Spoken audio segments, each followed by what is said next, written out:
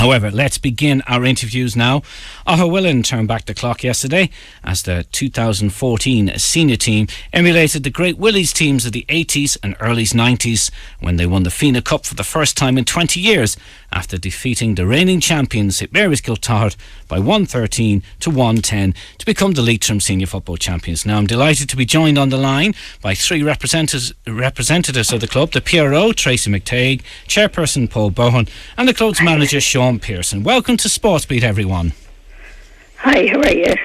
Tracy, we'll start off with yourself. You're a bit hoarse there, too much shouting and celebrating, I suppose. I'm afraid so, yeah. Now, there was a huge buzz about the parish in the build-up to yesterday's final, and I suppose the fact that it was the club's first senior final in 20 years contributed to that. So obviously, as demonstrated by your voice, the celebrations must have been very, very special last night. They were indeed, Tony. We had a fantastic time. It was a return to fondly remembered old times and a wonderful evening for every Aughawillan person at home and abroad. We were given great support all year, and last night was the pinnacle of the year's performance. Excuse me. Arriving back to Ballinamore, there was a huge bonfire outside of Burns Filling Station, following on through the town in Ballinamore with great support and a parade of flags and cheers and congratulations. And was it traditional bonfires as well? It was a traditional bonfire, yeah, and the lads got around and danced outside of it. So it was really quite something. Then we headed off into the Standing Stone where we had a celebratory meal, and that was completed when the county chairman Joe Flynn and Dermot Sweeney arrived to congratulate the team on their wonderful achievement. So it was certainly a night for everyone. It certainly was. And Paul, Aughawillan had tremendous success in the 80s and early 90s, reaching 10 county finals in 12 years, winning 6 titles and completing that 3 in a row in 1994. Yesterday's success must have brought back great memories to lots of people in the parish of those great Aughawillan sides. Yeah, it was wonderful to see all the old faces back in Park Sean, all the veterans from the 3 in a row team, and Frank Darcy down from Dublin, Nora Quinn and Eileen Pryor was there. It was a wonderful day, and it was great to see Oliver Plunkett out on the pitch after the game.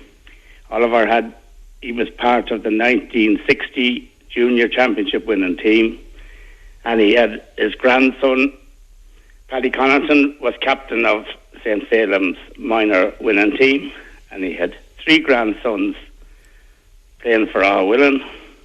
Noel was captain, Gary got man of the match, and Mark, at 18 years of age, was absolutely outstanding. So it was great to see him with a smile from year to year out on the pitch after the game. And he was celebrating the minor title as well as the senior title. Oh yeah, and we'd like to congratulate St. Salem's on a great win. It was a Bohan man playing cornerback, a nephew of mine, so we were celebrating. We met up with them last night, and a good time was had by all. Of course, they defeated St. Mannikins in the minor final. Now, you must have been very surprised that it's taken 20 years to get to another county final since that last success in 1994.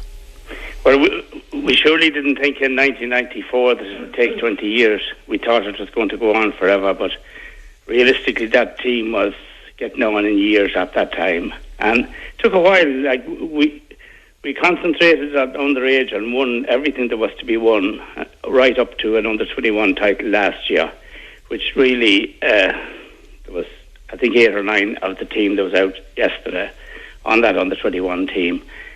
And it pushed us on that we went for new management, and we knew we had talent in the club, and it was a dream come true yesterday. Now, you just alluded to a new manager at the club, and he's with you as well there, so put Sean on the phone. And Sean, this is your first year at the helm of Aughawillan for you. What were the club's expectations and the targets that they set for you when you became manager?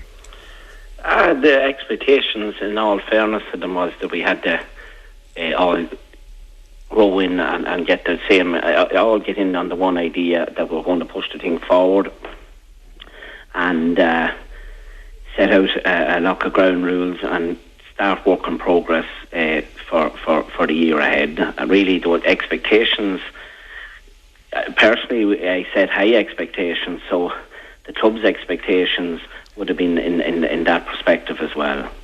Now, Aughawillan have won the title the hard way, Sean, finishing third in that group of death that involved quality teams, the reigning champions St Mary's, the 2012 champions Melvin Gales, and Glencar Manor, who won 4 in a row, 08 to 2011. So getting out of that group was an achievement in itself. Never mind going on to win the county title. Well, the group, when we heard that we were in that group, it really set the wheels in motion, because we knew that we had to get to the pitch of championship fever and get championship fit, to use them 2 early games against Glencar and St Mary's, and to blood a lot of young players. And the Melvin Gales game then was going to be the where the real championship starts. You're either in or you're out. So we used them games as a kind of a work in progress to see exactly where we were. Now, even then, you had that remarkable playoff win over Carrigallen just to get into the last 8. The Carrigallen game was a local derby. It could have swung either way. There was nothing given and nothing taken. But we knew like it was championship, winner takes all in them games. Now, Tracy, back to yourself. And Tracy, the team got off to a flying start in the quarter-final against Gutletter. Gutletter then staged a comeback, but Aughawillan survived that scare and won out by 6 points in the end. Was it at that stage that the club began to believe that they could go on and win the title? Well, to be honest with you, Tony, we were planning to win the title from day one of the championship. You don't enter a competition to take part, but to win. And that's the story in Aughawillan anyways. Some might have said we were unlucky to have been dealt with a group of death. However, in Aughawillan it was seen as an opportunity. Playing Manor Hamilton and Carrick in the early stages allowed us to measure ourselves against the very best in Leitrim, and of course also meant we couldn't get them in the quarterfinals. We learned valuable lessons early on. Dedicated, spirited, talented play can be wasted if not used correctly, and the lads learned the significance of work rate and were able to improve a tight controlled play. And of course, if this knowledge, forward planning, was able to put it into practice, and here today we see them as the senior county champions. You certainly do. And of course, all 3 teams that qualified from that group reached the semi-final stages. Alan Gales, who you defeated in the semi-final, with the exception to that. They would be, yeah. Sorry, I can't hear you there now. Oh, okay, no problem. I was just saying that the 3 teams from that group reached the semi-final, so that just showed the quality of the teams in your group. And I suppose some people would say that maybe the draw should be seeded, but I suppose the open draw means that all games are competitive, doesn't it? Well, I think leaving it open, Tony, I would say that the group games, it allows everyone to be more competitive, and Aughawillan have proved that although they weren't fancied in the beginning, any team can go out and win a senior championship. In the beginning there, they were marked as 60-1 outsiders. A few locals placed bets in Aughawillan, but there was little encouragement from elsewhere. So I'd just say that I'd be delighted that as a small rural club with small population can go to the top, take on the big towns and the big club areas and beat them. And we hope that Aughawillan will be inspiration to all the other rural clubs in Leitrim. And Paul, the semi-final win against Alan Gales, that would have brought back memories of the last time the club Aughawillan won the title, because it was Alan Gales that the team defeated to win the 1994 crown. Yeah, it really brought back the memories of that super game way back when the goalkeeper soared into the air to catch that ball that was going over the bar. But the Alan Gales team, they're coming again. It was probably one of the best games in the championship this year. It was played at a serious pace, and if Alan Gales had to take all of the chances that they created in the first half, it would have been them that would have been in Park Sean yesterday.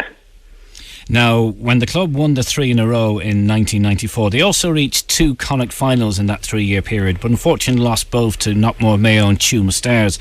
Wouldn't it be superb if the team could reach the Connacht final again and maybe go even one better?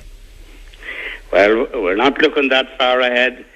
We're down to play the Sligo champions, I think, in the 26th of October, I found out today. So we'll give it a good go in that game, I can tell you, and we'll take it from there then. Now, Sean, back to yourself. Losing to St Mary's in the group stages and being deemed underdogs yesterday's final, that was obviously a huge motivating factor for the team. Yeah, it was a huge motivating factor, but the biggest motivating factor was the 20-year span from we won a championship here in Aughawillan.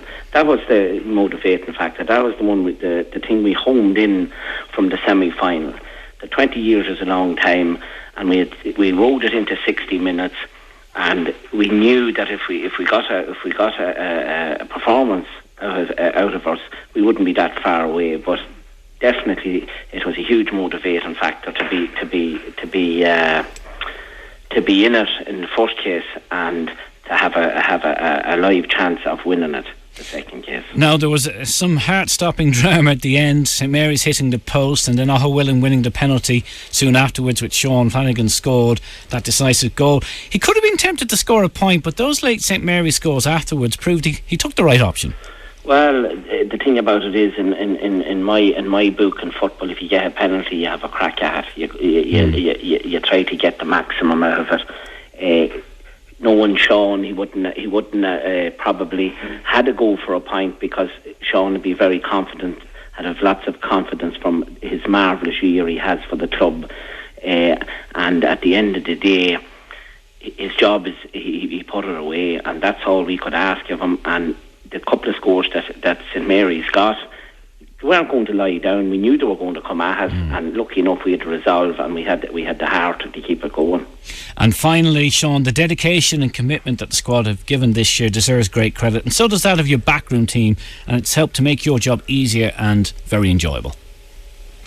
Well, the thing about it is, it was a major push from everyone. It wasn't just there was no standout individual in this job. It come from the officers of the club, chairman Tracy here, Pierson, all the mothers and the fathers, and everyone rode into the idea that we could do something that was going to be great for the club. And without everybody rowing in, it made my job a lot easier. The backroom team, Gary there, and Charlie. Gary, I've soldiered with Gary for a long time. His commitment to anything he takes on cannot be questioned, and with all that, the boys and the players rode in with the same commitment and dedication. They listened, they done what they were told, and they worked extremely hard early on in the year, and they got their just rewards. They certainly did. Well, Tracy, Paul and Sean, of course, Sean, you're a Cavan Mountain Gowner, the helm of Aughawillan there. We congratulate you and everyone connected with Aughawillan GA Club on being crowned Leitrim Senior Football Champions for 2014. Well done to all. Thank you.